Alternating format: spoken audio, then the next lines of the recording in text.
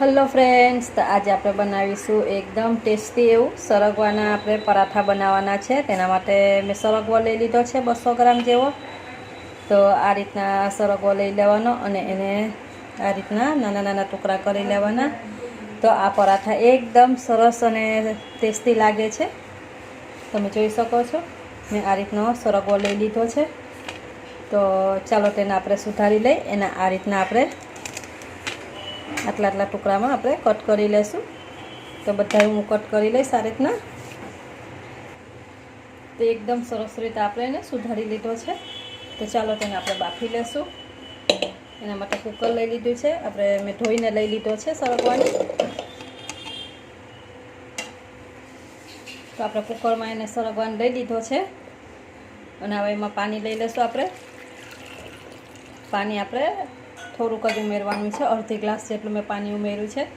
જો વધુ પડતું એવું પાણી હશે તો આપણે લોટ પછી વધારે જોઈશે તેમાં. તો તમારે જેટલું બાંધવો હોય લોટ એ રીતના આપણે પાણી લઈ લેવાનું તેમાં. તો હવે એકદમ સરસ પીળો કલર આવે એના માટે હળદર લઈ લીધી છે. અડધી ચમચી જેટલી હળદર લઈ લઉં છું અને અડધી ચમચી મીઠું. તો હવે એકદમ સરસ એને મિક્સ કરી લઈશું આપણે.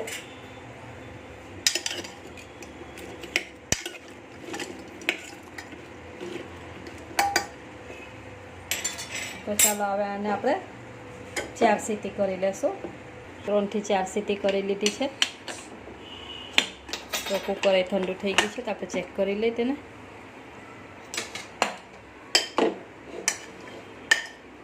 તો એકદમ સરસ આપણે બફાઈ ગયો છે. તો આપણે આ રીતના આપણે બધો એનો પલ્પ અલગ કરી લેશું. આ રીતના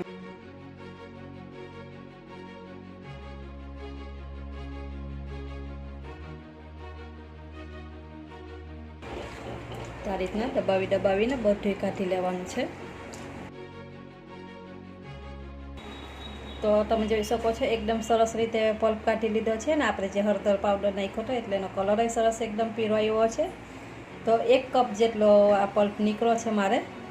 જો તમારે વધારે નીકળે તો તમારે એનું સૂપ બનાવવું હોય તો સૂપ તરીકે તમે પી શકો છો. તો ચાલો આપણે એમાં ધાણા ભાજી લઈ લઈશું. મેં 1 કપ ધાણા ભાજી લીધી છે. અડધો કપ છે તો ફોડીનાના પાન આ રીતના મેં ઝીણા સુધારી લીધા છે. એકદમ સુપર ટેસ્ટી લાગે છે અને સ્વાદ એકદમ ઘણો વધી જાય છે. તો એ મેં અડધો વાટકી જેટલો લઈ લીધો છે. તો હવે તેમાં બધા મસાલા કરી લેશું આપણે. મરી પાવડર લઈ લીધો છે 1 ચમચી જેટલો. એક આદુનો ટુકડો લઈ લીધો છે. એને આ રીતના મેં ક્રશ કરી લીધો છે. એને લઈ લઈશું. 2 ચમચી સફેદ તલ લીધા છે એને લઈ લઈશું. અને મરચાં લઈ લીધા છે મેં 1 ચમચી જેટલા મરચાં લઈ લીધા છે. આ રીતના એને ઝીણા આ રીતના ખાંડી લીધા છે આખા પાખા. થોડીક એવી કસ્તુરી મેથી લીધી છે. એને આ રીતના હાથથી ક્રશ કરી લેવાની છે. થોડીક હાથથી ક્રશ કરીને લઈ લઈશું. અડધી ચમચી હળદર પાવડર, પછી થોડીક એવી હિંગ લઈ લેવાની છે. અડધી ચમચી જેટલા જીરું લઈ લેવાનું છે. અડધી ચમચી જેટલું લાલ મરચું પાવડર લઈ લેવાનું છે. જો તમારે તીખાશ જેટલી પસંદ હોય એ પ્રમાણે લઈ લેવાની. અને સ્વાદ પ્રમાણે આપણે મીઠું લઈ લઈશું. કે આપણે બાફામાં મીઠું નાખ્યું હતું એટલે મીઠું નાખવામાં એ ધ્યાન રાખવાનું. આપણે બધું એક સરસ મિક્સ કરી દેવાનું છે તેમાં. તો ચાલો સરસ એકદમ આપણે મિક્સ કરી લઈશું આમાં.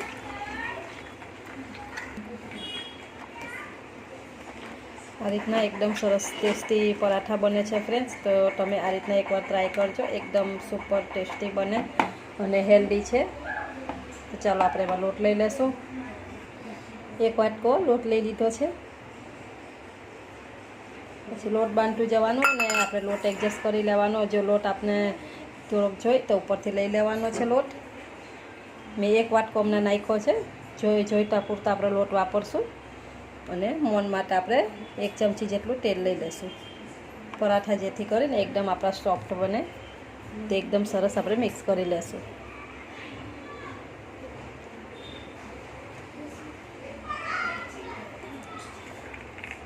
આપણે જે અડધો વાટકો બાકી હતો એને આપણે લઈ લઈશું. થોડો થોડો કરીને આપણે લોટ બાંધવાનો છે તેનો. મેં તમને આગળ એ કીધું કે આપણે જોઈ એ પ્રમાણે લોટ વાપરવાનો. જો તમારે પાણી થોડુંક વધુ હોય છે તો તમારે 2 થી અઢી વાટકી લોટ જોઈ શકે છે. થોડો થોડો કરીને આપણે પરાઠાનો લોટ બાંધી લેવાનો છે. તો આપણે લોટ બંધાઈને તૈયાર થઈ ગયો છે ફ્રેન્ડ્સ. તો તમે જોઈ શકો છો આપણે આ રીતના લોટ બાંધવાનો છે. આપણે રોટલીથી થોડો કઠણ એવો પરાઠાનો લોટ બાંધી લેવાનો છે. તો ચાલો થોડુંક એવું આપણે ઉપરથી તેલ લઈ લઈશું અને લોટને એકદમ સરસ કૂણવી લઈશું. આ રીતના સરસ રીતે આપણે કૂણવી લેવાનું છે.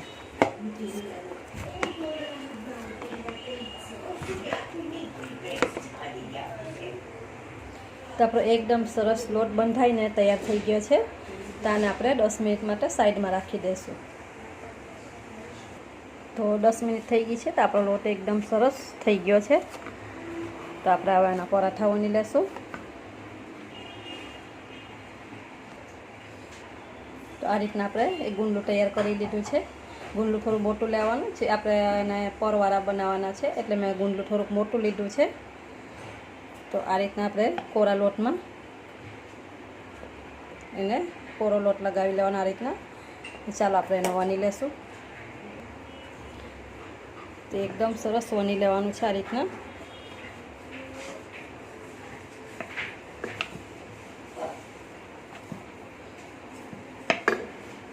જો તમારે આ રીતના વણીને આ રીતના વણવા હોય, ઉતાવળ હોય તો આ રીતના તમે વણી શકો છો. પણ મેં પરવાળા કર્યા છે તો ચાલો આપણે પરવાળા કરી લઈશું.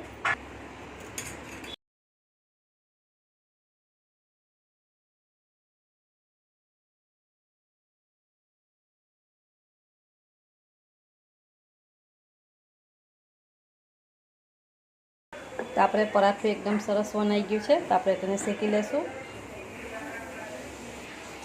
મેં તવી ગરમ કરી લીધી છે. તો ચાલો એમાં લઈ લઈશું આપણે. એક બાજુ આપણે શેકાઈ જાય એટલે બીજી બાજુ આપણે એને પલટાવી લેશું. થોડુંક એવું શેકાઈ જાય એટલે આપણે પલટાવી લેવાનું છે. તો એક બાજુ આપણે શેકાઈ જાય એટલે ઉપરથી આપણે ઘી કાં બટર કાં તેલ તમને જે ફાવે એ લઈ લેશું. મેં ઘી લીધું છે. ઘી સાથે આ પરાઠા બહુ સરસ લાગે છે ફ્રેન્ડ. તો થોડુંક એવું આ રીતના તમને ફાવે એટલું ઘી લગાવી લેવાનું.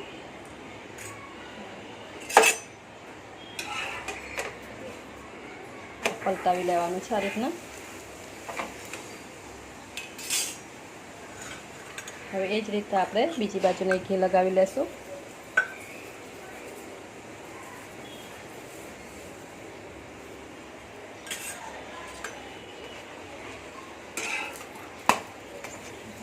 એકદમ સરસ થાય છે ફ્રેન્ડ્સ આ પરાઠા. બાળકોથી લઈને મોટા સુધીને બધાને ભાવે એવા ટેસ્ટી એવા પરાઠા આપણા બને છે. તમે જોઈ શકો છો એકદમ સરસ આપણા પર છૂટા થાય છે. તમે જોઈ શકો છો.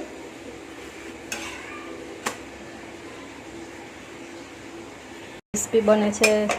અંદરથી એકદમ પોચા અને ઉપરથી ક્રિસ્પી એકદમ થાય છે. એકદમ સરસ હેલ્ધી અને ટેસ્ટી આ પરાઠા બનીને તૈયાર થાય છે ફ્રેન્ડ્સ. તમે એકવાર આ જરૂરથી ટ્રાય કરજો.